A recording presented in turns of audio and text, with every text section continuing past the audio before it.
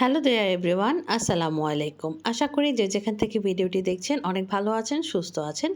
কর্মব্যস্ত দিনের একটা ব্লগ আপনাদের সাথে শেয়ার করার জন্য চলে আসলাম। সকাল থেকে সন্ধ্যা পর্যন্ত কি করলাম তারই ছোটোখাটো ক্লিপ নিয়ে আজকের ভিডিওটা গুছিয়েছি। মূলত গ্রোসারি থেকে শুরু করে রান্নাবান্না এগুলোই আজকে আপনাদের সাথে শেয়ার করব। তো চলুন শুরু করা যাক। প্রথমে আমার সকালটা শুরু হয়েছে মাছের বাজার দিয়ে। ঈদের পরে সেভাবে আর মাছের বাজারটা করানোই হয়নি। তো বোয়াল মাছ, কাতল মাছ, পাবদা মাছ আনা হয়েছিল। সেই সাথে আনা হয়েছিল কলিজি ফ্যাপসা আর তিল্লি। কলিজি ফ্যাপসাটা ভাবলাম টাটকা টাটকা রান্না করে ফেলবো, আর এখানে তিল্লিটাও আমি ধুয়ে নিয়েছি। তিল্লিটা বাসায় কেউ তেমন পছন্দ করে খায় না, শুধুমাত্র আমারই বেশি পছন্দ। এর জন্য একটু কমই আনা হয়। দেখা যাবে এই থেকে বেশি আমারই খাওয়া হয়ে যাবে। আমার ছেলে মেয়ে তো খাবেই না, আমার হাজব্যান্ড যদি এক পিস খায়। তো এটাকে ম্যারিনেট করে সাইডে রেখে দিয়ে কলিজিটা সিদ্ধ করতে দিলাম। কলিজি সিদ্ধ হয়ে যাওয়ার পরে আমি ছোট ছোট করে কেটে নিচ্ছি। এর ফাঁকে কিন্তু আমি মাছগুলো বেশ সুন্দর করে গুছিয়ে ফ্রোজেন করে রেখে দিয়েছি। কলিজি রান্নার সাথে আরেক চুলায় বসিয়ে দিলাম হচ্ছে ভাতটা নর্মালি আমি পরে রান্না করি, সব রান্না শেষ করে, কিন্তু আজকে দেখলাম যে তিল্লি ম্যারিনেট হতে সময় লাগবে, আর কোনো আইটেমও এখনও রেডি করিনি। এই জন্য চুলা খালি যাবে দেখে ভাতটা আগে বসিয়ে দিয়েছি। তিল্লিটাকে একদম কমিয়ে বসিয়ে দিলাম ভাজা হওয়ার জন্য। আর এদিকে কলিজিও মোটামুটি কিন্তু হয়ে আসছে। তিল্লিটা কি আমার কাছে মনে হয় বেশিক্ষণ ম্যারিনেট করে রাখলে টেস্টটা বেশ ভালো আসে, আর একদম লো হিটে এটাকে সুন্দর করে ভাজলে অনেক একটা সুন্দর স্মেল আসে, সম্পূর্ণ ঘরে দেখা যায় স্মেলটা ছড়িয়ে যায়। তো এখানে কলিজিও মোটামুটি হয়ে আসছে, আর এটাকে এখন আমার পরিমাণ মতো টানিয়ে নিব। আর এইদিকে হচ্ছে তিল্লি ভাজাটাও কালারটা দেখুন কতটা সুন্দর হয়ে গেছে। তিল্লিটা যারা পছন্দ করেন সেদিন আমার মনে হয় তিল্লি রান্না করলে আর কিছুই রান্না করা লাগে না, এটা দিয়ে ভাত খাওয়া যায়। আর সাথে আনা হয়েছিল হচ্ছে টমেটো। তো ভাবলাম টমেটোর টক বা খাট্টা যেটাকে আমরা বলি সেটা রান্না করি। এটা অরিজিনাল একদম দেশি টমেটোগুলো, টকের জন্য যে টমেটোটা দরকার সেটারই। তো সেটাই রান্না করলাম, কারণ দেখা যাবে কলিজি তিল্লি দিয়ে শুধু ভাত খেলে অনেকটা খারাপ লাগবে, জিমাত লাগতে পারে। এই জন্য সাথে একটু টমেটোর টক বা খাট্টা যেটাকে বলে সেটা রান্না করে নিচ্ছিলাম। এটা আমার বাসায় অনেক রান্না হয়, আমার ছেলে মেয়ে আমার হাজব্যান্ড সবাই অনেক বেশি পছন্দ করে খায়। আর এখানে কিন্তু এটা রেডি হয়ে গেছে। আমি কিন্তু যে টমেটোর যে ঝালগুলো আছে সেগুলো অনেকে হচ্ছে ছেঁকে ফেলে দেয়, আমি ফেলি না, এভাবে করে রান্না করি, এটাই বেশি পছন্দ করে সবাই। আর সাথে একটু হচ্ছে আলুর ভর্তা করে দিব, কারণ আমার হাজব্যান্ডের হচ্ছে কাঁচা টমেটোর টকের সাথে বা খাট্টার সাথে আলুর ভর্তা বেশ পছন্দ।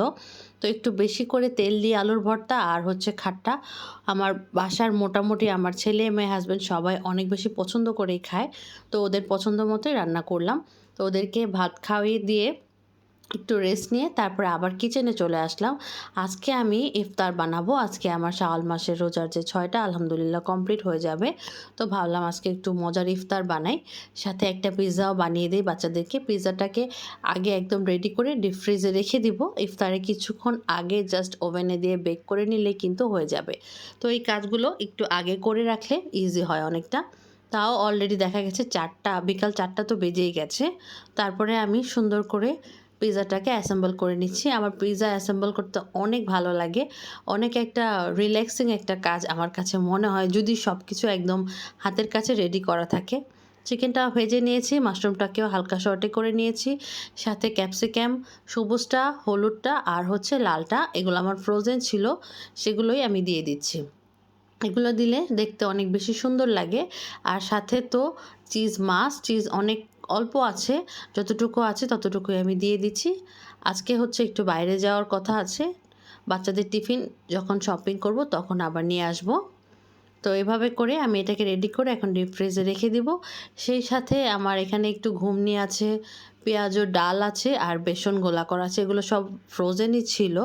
কারণ যেহেতু 6টা রোজা রেখেছি, মাঝখানে বানিয়েছিলাম, এই জন্য আর আজকে অত ঝামেলা হয়নি। আর সেই সাথে একটু ট্যাং বানিয়ে নিলাম। ট্যাংয়ের সাথে ভাবলাম একটু লেবু চিপে দেই, এতে করে খুব ভালো লাগবে খেতে। কারণ আজকে যেহেতু দিনটা মোটামুটি একটু গরমই ছিল, এই জন্য আমি একটু লেবুও দিয়ে দিলাম সাথে। ট্যাংটা এখন একদম ডিপ ফ্রিজে রেখে দিব ঠান্ডা হয়ে যাওয়া পর্যন্ত। তারপরে আসরের নামাজ পড়ে ভাজতে চলে আসলাম। যেহেতু ভাজাভাজি আইটেম খুবই কম, বেগুন বাসায় ছিল না, তো বেগুনি চপ বানাতে পারিনি, বানিয়েছি হচ্ছে আলুর চপ আর পেঁয়াজুটা মুড়ি মাখার সাথে খেতে খুব ভালো লাগে। তো পেঁয়াজু আর আলু চপ দিয়ে মুড়ি ভর্তা বানিয়ে আর সাথে হচ্ছে পিৎজা, এগুলো দিয়ে হচ্ছে আমাদের ইফতার আলহামদুলিল্লাহ কমপ্লিট করব। সেই সাথে হচ্ছে আমার 6 রোজাটাও কিন্তু কমপ্লিট হয়ে গেল। শাওয়াল মাসের রোজাটা সবাই রাখার চেষ্টা করবেন। আর এই যে আমার ইফতার আইটেম, আলহামদুলিল্লাহ ইফতার খেয়ে একটু রেস্ট নিয়ে আমরা চলে গিয়েছিলাম হচ্ছে একটু গ্রোসারি শপিং করতে। গ্রোসারি বলতে বাচ্চাদের টিফিনের আইটেম, মোটামুটি শেষের দিকে ঘরে যে টুকটাক জিনিসগুলো লাগবে। তো আমাদের বাসা থেকে একটু দূরে এই স্বপ্নটা হয়েছে নতুন। তো এখানে আমরা গিয়েছিলাম, আরও 1-2 বার গিয়েছি। তো আমার কাছে মনে হয় আমাদের বাসার সামনে ডেইলি শপিংয়ের থেকে এটার জিনিসপত্রের যে ভ্যারাইটিস আইটেমগুলো সেগুলো একটু বেশি, আর সেগুলো একটু আমার কাছে মনে হয় ভালো। আমার যেটা মনে হয় এখানে তো শুধু সব কোম্পানির এক ছিল না আমাদের বাসার সামনে যেটা, এখানে আবার সব কোম্পানির থাকে। তো ওই ৫-৭টাতে দেখলাম বাই 2 গেট 1 ফ্রি। ফ্রি পেয়ে আবার না আনবো, এটা কি হয় বলেন? তো আমি নিয়ে আসলাম। বাসায় এসে আবার সবগুলো আইটেম নামিয়ে সুন্দর করে একটু গুছিয়ে রেখে দেবো। আমি এখানে পরোটা এনেছি। এখন দেখা যায় পরোটা সেভাবে বানানো হয় না, ফ্রোজেন পরোটাই খাওয়া হয়। এই পরোটাটা ছিল হচ্ছে 30টার 550 টাকার মতো মনে হয় এটার প্রাইস ছিল। কিন্তু এই পরোটাগুলো খুবই ভালো। ঝটপটের পরোটা থেকেও এই পরোটাটা আমার কাছে মনে হয়েছে বেশি ভালো। আর সাথে আনলাম আমার জন্য একটা ক্ষীর আইসক্রিম। আর এখানে বাচ্চাদের টিফিনের জন্য নাগেটস, সসেস, তারপরে স্প্রিং রোল। আর আমার চিজটা যেহেতু শেষ হয়ে গেছে সেটাও নিয়ে আসলাম। টুকটাক যা যা লাগবে, একটা মাশরুম নিয়ে আসলাম। তারপরে হচ্ছে ওয়েস্টার সস নিয়ে আসলাম। আর টমেটো সসও একটা এনে রাখলাম। সাথে তো নুডলস থাকবেই। বাচ্চারা টিফিনের জন্য নুডলসটা খুব পছন্দ করে। ম্যাগি নুডলসটা আমার কাছে মনে বেশি ভালো। তো নুডলসটাকে আমি সুন্দর করে প্যাকেট থেকে খুলে, এটা ছিল হচ্ছে 16টার একটা প্যাকেট। মোটামুটি বড় প্যাকেটই ছিল। তো আমি সুন্দর করে এভাবে করে রেখে দিলাম বেশ অনেক দিন। আমার মনে হয় এই মাসটা পুরাই খুব আরামে আমার হচ্ছে বাচ্চাদের টিফিন, সন্ধ্যার নাস্তাটা চলে যাবে। তো সুন্দর করে গুছিয়ে আমি হচ্ছে রেখে দিব। আর সেই সাথে যে এক্সট্রা পাস্তা, তারপরে হচ্ছে নুডলস আনা হয়েছিল, সেগুলো একটা ডিবার মধ্যে করে রেখে দিব। কারণ এটা যেহেতু সবসময় খাওয়া হয় না, যখন খাওয়া হবে ডিবা থেকে বের করে নিয়ে নেওয়া যাবে।